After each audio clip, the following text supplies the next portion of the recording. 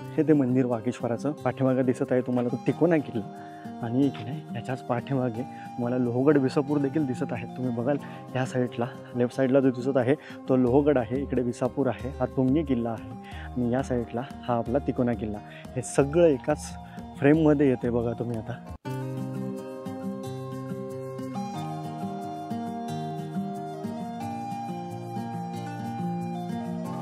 नमस्कार मंडळी, स्वागत आहे तुमचं आपल्या दुचाकी स्टोरीच्या नवीन एका व्हिडिओमध्ये.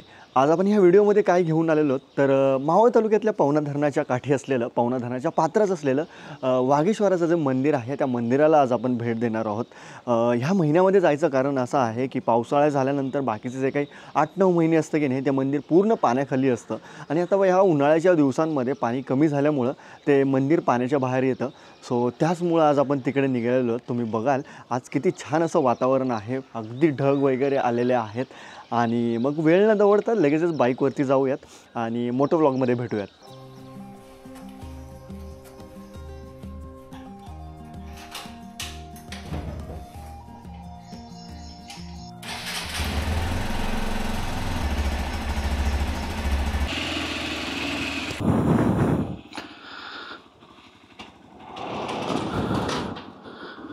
सकाळचे वाजलेले आहेत, साधारण 7 वाजलेले आहेत आणि 7 वाजता आपण आता त्या पवना धरणाकडे मार्गस्थ करत आहोत. इथून साधारण नाही म्हटलं ना तळेगावातून तर 40-45 मिनटं लागतील, कारण की कामशेतपर्यंतचा जो काही प्रवास आहे तो अगदी हायवेने आहे आपला आणि तिथून मग लेफ्ट टाकून आपल्याला ते पवनानगर मार्गे ना जवळ नाजिवली करत आहे की नाही त्या पवना धरणाच्या पात्रामध्ये जावं लागणार आहे. वातावरण छान आहे त्यामुळं अगदीच आहे की नाही रायडिंगला मजा येणार आहे आज. हे आपली तळेगाव दाभाडे नगर परिषदेची कमान आहे आणि हा आपला लिंबा फाटा आहे. हा जो पुढचा हायवे दिसतोय की नाही बराच वेळेस मी तुम्हाला आपल्या व्हिडिओतून दाखवलं असेल, तो आपला मुंबई पुणे जुना हायवे आहे. आता गाडीमध्ये आहे की नाही आज आपल्याला पेट्रोल आणि हवा चेक करायची गरज नाही आहे, सो तो एक ब्रेक आपला वाचेल. हे बघाल तुम्ही पुढे जे गेलेले आहेत की नाही तो रायडिंगचाच ग्रुप आहे, तो निघाले असेल लोणावळ्यालाच.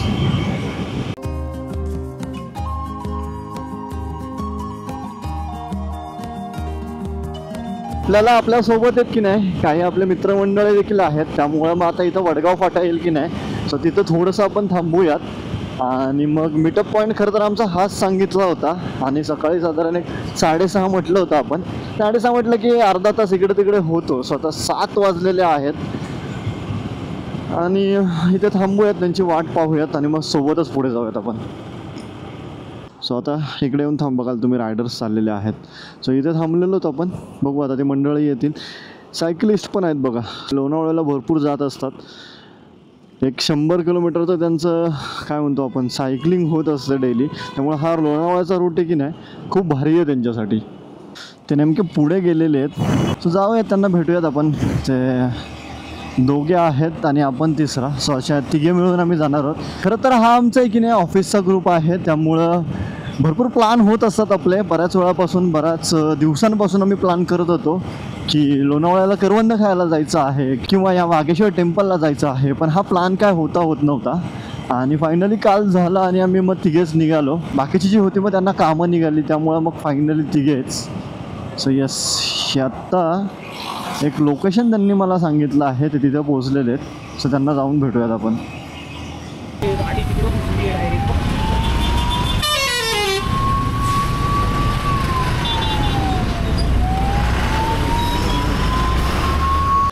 मागे काहीतरी ॲक्सिडेंट झालेला वाटतं आणि तिथून थोडंसं पुढे आल्यानंतर आपण कामशेतचा नेहमीप्रमाणे की नाही लोणावळ्याला हा रस्ता असतो तो न घेता ह्या काय म्हणतो आपण पुलाच्या खालून आपण आतमध्ये आता लेफ्ट साईडला वळणार आहोत. पण त्या अगोदर आपल्याला की नाही इथं कामशेतमध्ये थांबून थोडासा नाश्ता करूयात, कारण की मग आतमध्ये गेले की नाही परत आपल्याला काही खायला मिळणार नाही. सो तेच आहे, इथेच फक्त नाश्ता करूयात आणि मग पुढे जाऊयात. तुम्ही बघाल इथेच आहे की नाही ते आपलं हॉटेल आहे. आज का बंद आहे माहिती नाही यार. कामशेत का बंद आहे आज? हां इथे नाही यार, एवढं सकाळी सकाळी खरं तर कामशेत बंद नसतं. इथं आपल्याला काही ना काही मिळालं असतं, हॉटेल चालू असले असते. कदाचित तिथे वॉर वगैरे चालू आहे, पण त्याचा तर काही सीन नाही आहे. हे बंद नसायला पाहिजे. ठीक आहे, चला आता डिसिजन असा घेतलेला आहे की पुढे जाऊन जे काळे कॉलनी आहे की नाही पवनानगरची, सो तिथे जाऊनच नाश्त्याला काय मिळालं तर मग करूयात आपण. तुम्ही बघा ही एक आपली ॲक्टिवा आहे, दोघं अमोल आणि श्रीपाद म्हणून आहेत. सो थांबल्यानंतर नक्कीच भेट करून देईल मी तुम्हाला त्यांची. इथून हा रस्ता अगदीच पार झालेला आहे. म्हणजे तळेगावपासून आपण जे कामशेतपर्यंत येतो की नाही किंवा लोणावळ्यापर्यंत तुम्ही फार वेळेस आपल्या व्हिडिओमध्ये पाहिलं असणार आहे. कारण की या साईडचे भरपूर किल्ले असतील किंवा बाकीच्या गोष्टी असतील त्या आपण एक्सप्लोअर केलेल्या आहेत. त्यामुळं मॅक्सिमम टाईम आपण लोणावळ्या साईडला चाललेलो आहोत. त्यामुळं आता हा घाट सोडून छोटासा घाट आहे, तो वरती चढून गेले की नाही त्या खिंडीमध्ये की नाही आपलं मंदिर लागेल, पण ते बौर गावातलं. आणि त्याच मंदिराच्या इथं आपल्याला हनुमानाची मूर्ती देखील पाहायला मिळते. म्हणजे मारुतीचं आणि काय म्हणतो आपण शंकराचं महादेवाचं मंदिर देखील तिथं आहे. सो आपण थांबूयात आणि नक्कीच त्याचं देखील दर्शन घेऊयात. कारण की बऱ्याच वेळेस आपण या भागात आल्यानंतर की नाही असं हे जे काही स्पॉट आहेत, ही जी काही मंदिरं आहेत ती कवर केलेली नाही आहेत. कारण की आपल्याला लवकर पुढे जायचं असतं. आज तशी आपल्याला काही घाई नाही आहे, आपण निवांत जाणार आहोत. ही खिंड जी आहे त्या खिंडीतच ते मंदिर आहे बरं का, केदारनाथाचं मंदिर आहे, हेच ते मंदिर. सो इथेच आपण आता गाडी पार्क करूयात जेणेकरून मागच्या मंडळींना देखील आपल्याला कळेल. हे बघाल तुम्ही अगदी आहे की नाही त्या खिंडीचंच रस्त्याच्या मधोमध हे मंदिर उभं आहे.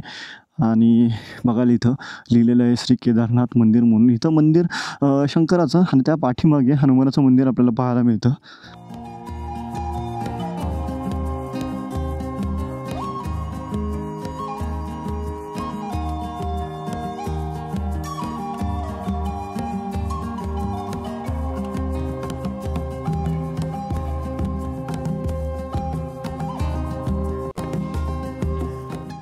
सो बौर खिंडीतल्या त्या मंदिराचं दर्शन घेऊन आपण पुढे आल्यानंतर आहे की नाही सरळ आता त्या काळे कॉलनी मार्गे पवनानगरला आलो.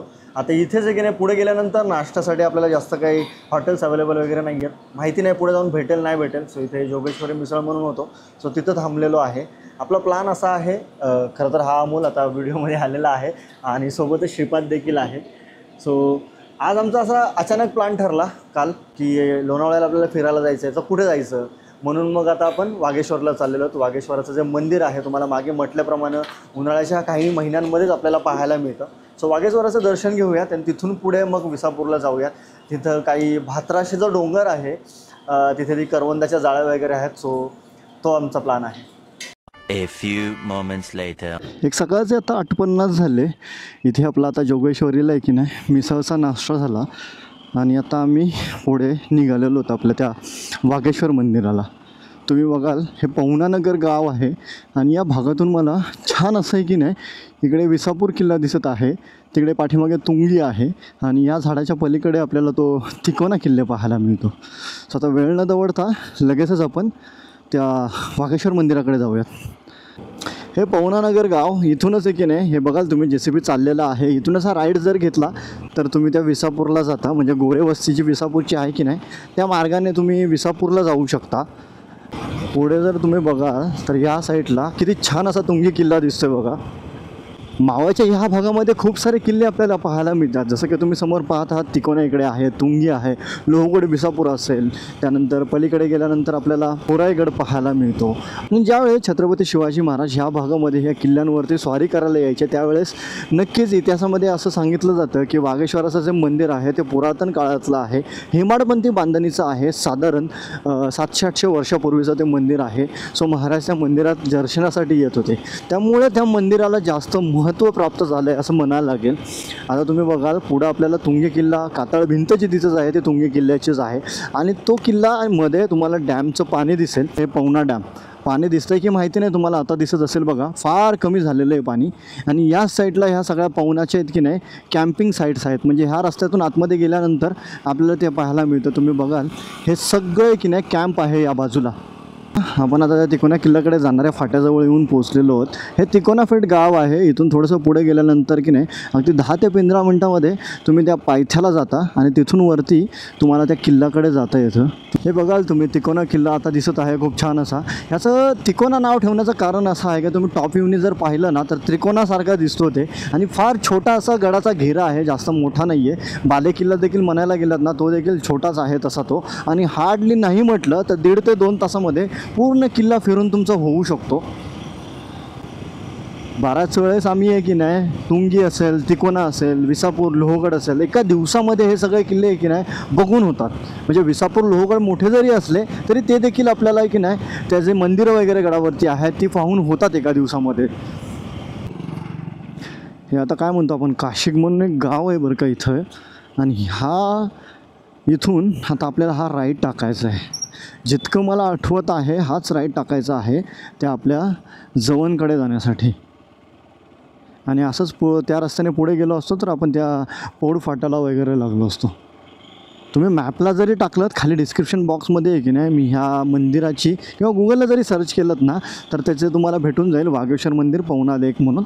बट तुमच्या माहितीसाठी मी डिस्क्रिप्शन बॉक्समध्ये याची काय म्हणतो आपण लोकेशन देतो जेणेकरून तितकं तुम्हाला सोयीस्कर होऊन जाईल. आज भरपूर रायडर्स पुढे गेलेले आहेत. कदाचित ते त्या मंदिराकडेच गेले असतील कारण की ह्या भागामध्ये की नाही हडशी असेल किंवा हे वाघेश्वराचं टेम्पल असेल हे 2-3च स्पॉट जे आहेत ते बघण्यासारखे आहेत.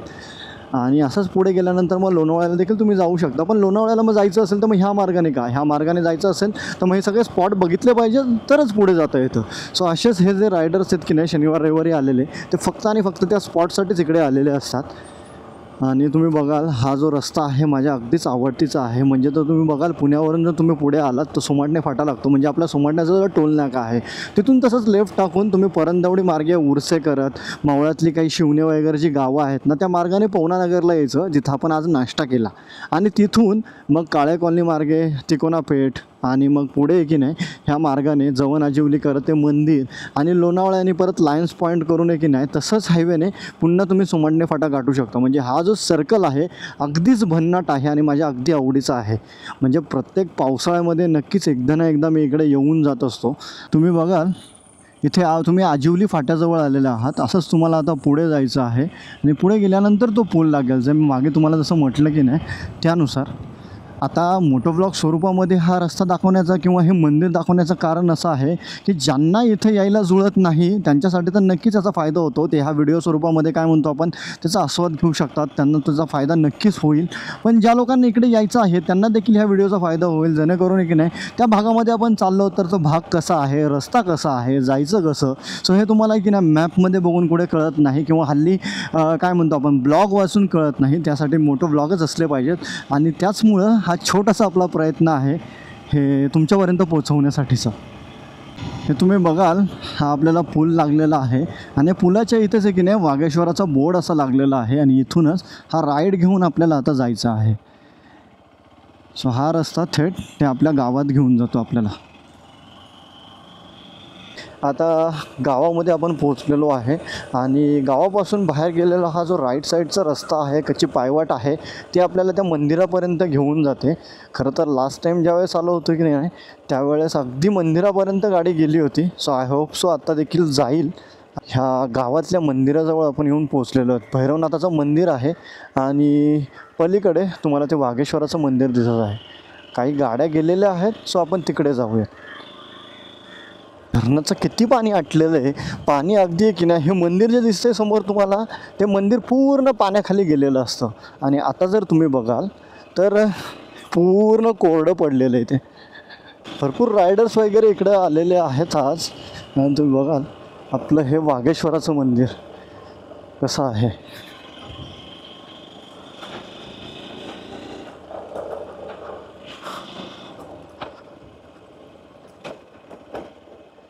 हेच ते वाघेश्वराचं मंदिर जे तुम्हाला दिसत आहे आणि तुंगी जो म्हणतो आहे आपण तो त्या साईडला आहे आपला. हे ते मंदिर वाघेश्वराचं पाठीमागे दिसत आहे तुम्हाला तो तिकोना किल्ला आणि की नाही ह्याच्याच पाठीमागे तुम्हाला लोहगड विसापूर देखील दिसत आहे. तुम्ही बघाल ह्या साईडला लेफ्ट साईडला जो दिसत आहे तो लोहगड आहे. इकडे विसापूर आहे. हा तुंगी किल्ला आहे आणि या साईडला हा आपला तिकोना किल्ला. हे सगळं एकाच फ्रेममध्ये येते बघा तुम्ही. आता आपण जे बोलत होतो की नाही हेमाडपंथी बांधणीचं मंदिर तुम्ही बघाल वरती एक एक दगड आहे की नाही ते एकमेकांमध्ये कसा गुंफलेला आहे आणि असं हेमाडपंथी बांधणीचं जे असतं ते हेच आहे. आणि इथं ही अशी शंकराची पिंड. ह्या पिंडीबद्दल आता एक वेगळी गोष्ट जर सांगायची म्हटलं तुम्ही बघाल आतमध्ये जे असतं सेंटर साईडला आपल्या देवाचं लिंग म्हणतो ते आतमध्ये आहे. पोकळ आहे पूर्ण आणि कायम हे पाण्यामध्ये जरी असलं की नाही तरी तुम्ही बघाल किती छान काय म्हणतो आपण कंडिशनमध्ये आहे आत्ता. आणि बघाल इकडे हे मंदिर इथे देवाची मूर्ती आहे कुठली आहे ती कळत नाही आपल्याला असं आहे बघा कन्स्ट्रक्शन. पूर्ण हे वर्षातले की नाही 8 ते 9 महिने पाण्याखाली हे मंदिर असतं. अजून देखील इथून खालती आहे की नाही पाणी येत आहे, म्हणजे पाण्याचं जे पाझर फुटलेलं आहे ते अजूनही पाण्याचा ओलावा इकडे आहे. तुम्ही बघाल मंदिराचा गाभारा असा आहे आत्ता. खरं तर त्याचं वरचं जे काही होतं कन्स्ट्रक्शन पूर्ण तुटून गेलेलं आहे. पण तुम्ही बाहेर आल्यानंतर इकडे बघाल, इथे तुम्हाला आहे की नाही 2 मूर्त्या दिसतील गणपतीच्या इकडे. आणि इथे बघाल दारातलं हे जे गणपतीचं आहे ते शिल्प तुम्हाला दिसत आहे. प्रत्येक वर्षी पाऊस झाल्यानंतर ज्यावेळेस मंदिर हे पाण्याखालून बाहेर येतं त्यावेळेस आहे की नाही इथं काय म्हणतो आपण, त्यावेळेस आहे की नाही इथं ह्या मूर्त्यांना आहे की नाही शेंदूर वगैरे फासला जातो. तुम्ही बघाल इथं देखील हे कन्स्ट्रक्शन तुम्हाला दिसत आहे, हे मंदिराचं ते कन्स्ट्रक्शन. असा एकंदरीत पोल वगैरे तुम्ही बघाल, मंदिराचे पिलर्स कसे आहेत. आणि समोरच हे पूर्ण पवना लेक जे म्हणतो आपण ते आहे. इथं खूप अशा वेरगळी किंवा मंदिराचे जे काही अवशेष तुम्हाला पाहायला मिळतात. हा मंदिराचाच एखादा पिलर असला पाहिजे. इथे बघाल तुम्ही काही मूर्त्या दिसत आहेत, ह्याच्यामध्ये कोरलेला हे एक असेल. हे जे उभे केलेले आहेत की नाही सगळ्या ठिकाणी तुम्हाला तेच पाहायला मिळत आहे. हे एकंदरीत तुम्ही मंदिर बघाल, मंदिराची आता परिस्थिती कशी आहे.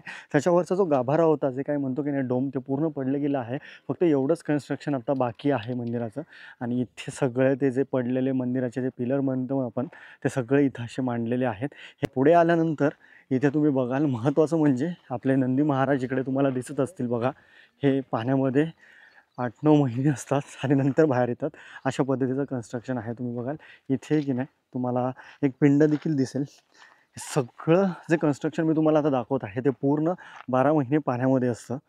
12 महिने नाही 8 महिने, आणि हे 4 महिने आपल्याला पाहायला मिळतं. तुम्ही बघाल असं हे मंदिर तुम्हाला दिसत आहे. इकडे आहे, या सगळ्या ठिकाणी तुम्हाला हे कन्स्ट्रक्शन पाहायला मिळतं आहे. सो मंडळी, इथंपर्यंत व्हिडिओ तुम्ही पाहिली असेल तर व्हिडिओला लाईक नक्की करा आणि चॅनलला सबस्क्राईब करा, जेणेकरून अशाच पद्धतीने नवनवीन मोठं व्लॉग किंवा मावळ तालुक्यातले किंवा महाराष्ट्रातल्या जे काही स्पॉट आहेत तुमच्यापर्यंत मला ते पोहोचवता येतील.